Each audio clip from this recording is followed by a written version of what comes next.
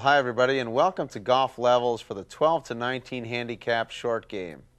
Well, I'll tell you, you've far surpassed most people in this game. The average golfer shoots over 100 every time he goes out. You certainly surpassed that level, but you've got a ways to go before you get to that single-digit handicap. How to do it? Well, this is a big part of it, and that is having a good short game to back up your already good hitting. This area, the chipping, becomes ultra important for being able to post a good number. Even the game's best players are only averaging about 12 greens per round. That means they're chipping some 6 times per round to try to make par. If those great players are having to chip so often, what can we expect? Now, what we're going to learn today is how to read the different conditions out on the golf course, whether they be rough or thin lies, wet conditions and the like, and how to choose the shots to match those situations. Also, how to use the different clubs to create those different shots that you're going to need.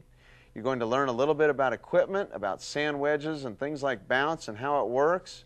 And we'll also learn to read those different sand conditions. We'll also learn the all-important technique behind the chipping motion from different slopes. So if you're ready, let's go ahead and head out to the golf course and see what we can do about getting you to the next level. You know, you're definitely going to be facing some different shots out on the golf course. Some shots are going to have a lot of grass underneath them, and some hardly any at all. You need to know what adjustments to make to your technique to hit those different shots. These two balls here, I have one that has hardly any grass whatsoever, and this one into the deep rough. Now, before we talk about this little devil here, I want to go into a review of the basic technique and a review of how to play out of the long grass.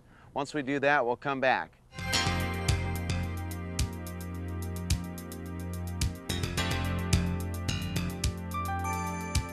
What I want to do is talk for a few minutes about how to get good contact and how to learn the basic chip shot. Now, this shot we're going to learn is the one you're going to be using probably 80% of the time around the greens. You may be using some different clubs for the different situations, but we want to have that good contact and the good technique to rely upon.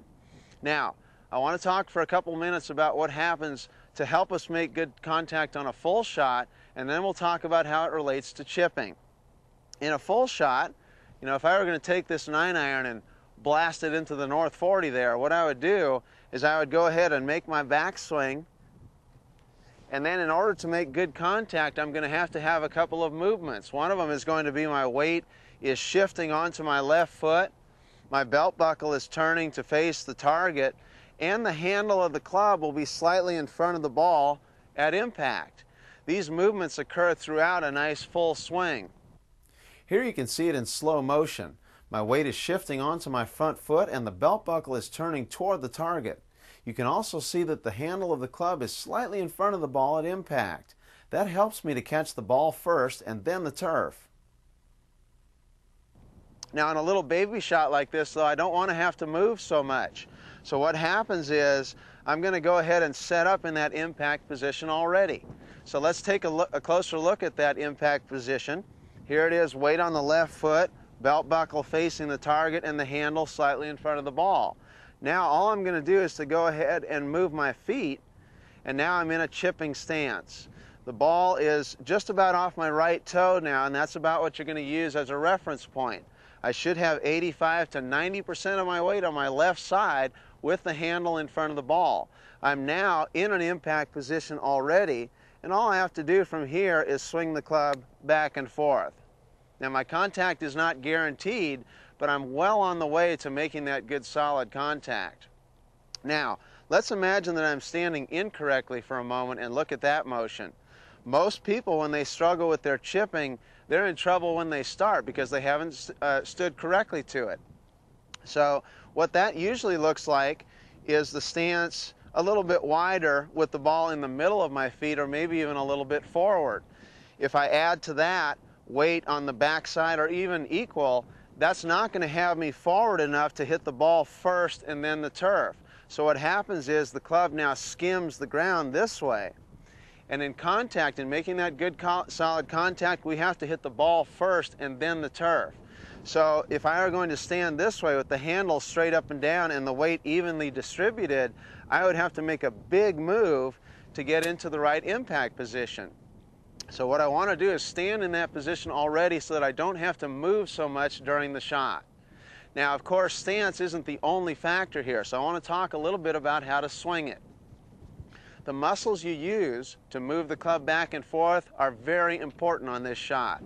Basically, what I'm going to do is I'm going to swing the club back and forth with some movement of my body, a little bit of extra weight shift, and a little turn. Even though I've started that way, I'm going to add a little bit to it through the motion and the swinging of my arms. So you can see that my arms move here as I play this shot.